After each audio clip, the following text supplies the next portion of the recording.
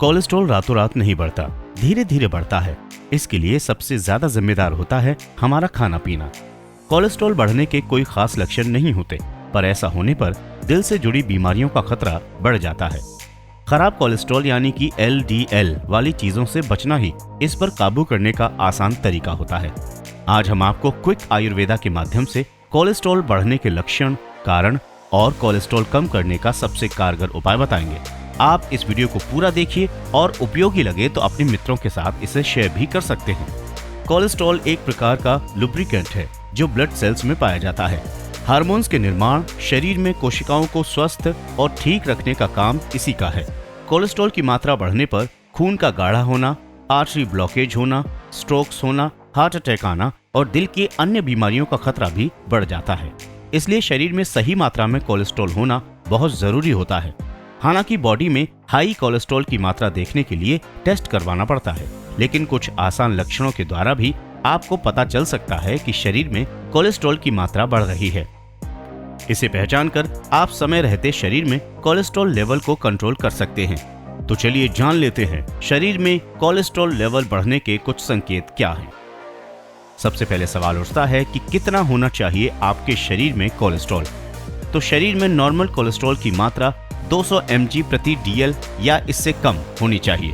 Border line cholesterol 200 से 239 mg प्रति DL के बीच और हाई कोलेस्ट्रॉल 240 mg प्रति DL होना चाहिए। Good cholesterol coronary heart disease और स्ट्रोक को रोकता है। ये कोलेस्ट्रॉल को कोशिकाओं से बाहर लिवर में ले जाता है। लिवर में आकर ये या तो टूट जाता है या फिर व्यर्थ पदार्थों के साथ शरीर से बाहर निकल जाता है। लेकिन जब आपके शरीर में कोलेस्ट्रॉल की मात्रा बढ़ती है तो कुछ संकेत दिखना शुरू हो जाते हैं। इसमें पहले नंबर पर आता है सांस फूलना या थकावट होना। थोड़ा सा चलने पर भी सांस फूलना या थकावट होना बॉडी में कोलेस्ट्रॉल लेवल बढ़ने का संकेत है।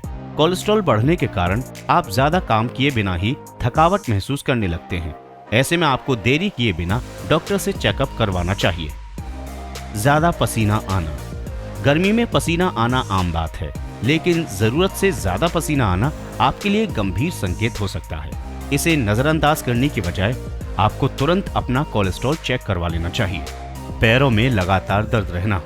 बेवजह पैरों में दर्द रहना भी हाई कोलेस्ट्रॉल का लक्षण होता है। ऐसे में आपको दर्द दूर करने के लिए पेन किलर नहीं लेनी चाहिए, बल्कि तुरंत अपना चेकअप करवाना चाहिए और जल्द से जल्द इलाज शुरू कर देना चाहिए। तेज सिर में दर्द होना।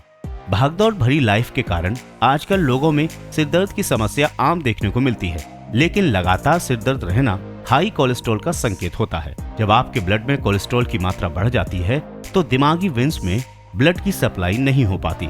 इसके कारण आपको सिर में लगातार तेज दर्द रहने की शिकायत सामने आती है। लगातार और अचानक वजन बढ़ना। अचानक से लगातार वजन बढ़ना या भारी भारी महसूस होने का कारण भी कोलेस्ट्रॉल का बढ़ना हो सकता है। इस लक्षण को नजरअंदाज ना करें और तुरंत अपना चेकअप करवाएं। स्किन टैग या बाइल निकलना। शरीर में कोलेस्ट्रॉल की मात्रा बढ़ने पर आंख के नीचे या गर्दन पर छोटे से बाइल या स्किन टैग निकल जाते हैं।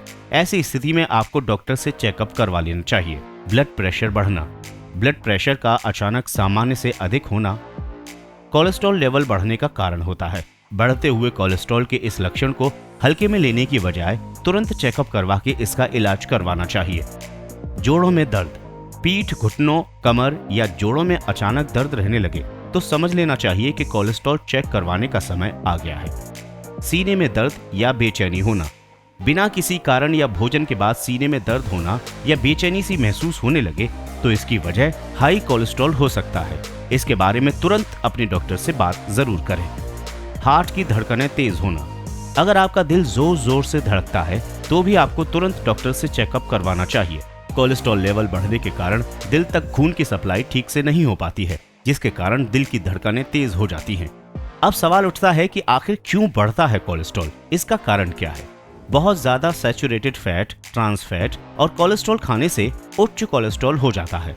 सैचुरेटेड फैट और कोलेस्ट्रॉल जानवरों से बने पदार्थों में होते हैं, जैसे कि मीट, दूध, अंडे, मक्खन और पनीर। ट्रांस फैट तले हुए खाद्य पदार्थों और पैकेज युक्त पदार्थों में पाया जाता है, जैसे बिस्किट और चिप्स। अधिक वजन बढ़ने से ट्राइग्लिसराइड्स बढ़ सकते हैं और LDM यानी कि खराब कोलेस्ट्रॉल बढ़ जाता है।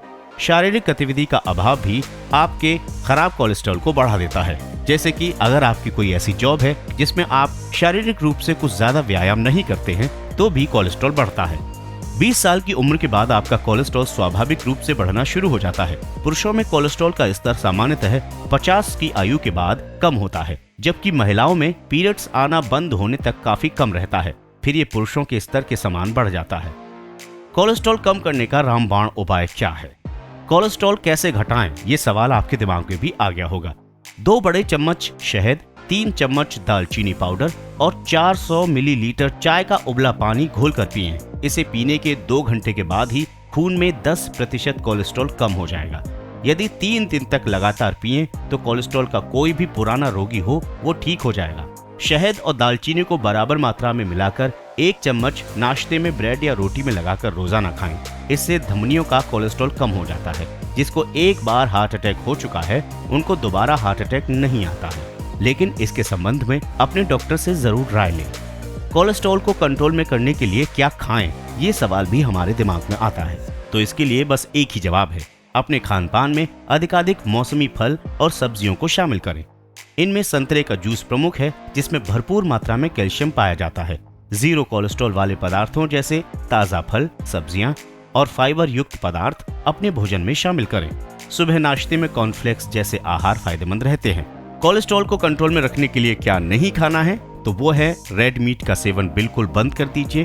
दूध, बटर, घी, क्रीम, यहाँ तक कि आइसक्रीम जैसे पदार्थ जिनमें भारी मात्रा में कोलेस्ट्रॉल होता है, खाने से बचना चाहिए।